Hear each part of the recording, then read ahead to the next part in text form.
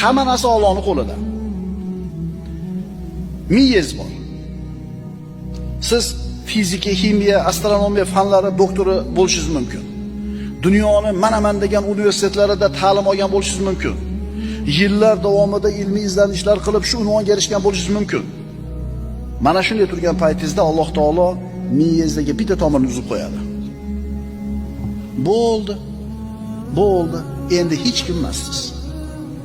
Alloh taolo aqlingizni shunday o'chirib qo'yadi, majnunsiz, jinnisiz, hech kimga kerak emassiz. Kimni qo'lida miyangiz? Allohning qo'lida. Yuragingiz. Uni ishi qo'lingizdami o'zingizni? Oyoq qo'lingiz, boshqa a'zolaringiz siz ixtiyoringizdami? Qulillahumma malikal mulk. Ey mulku davlat egasi bo'lgan Allohim. Atrofimizda nimaiki bor bo'lsa, tirikmi, o'likmi, qo'yiqmi, suyuqmi, hammasi Allohning mulki.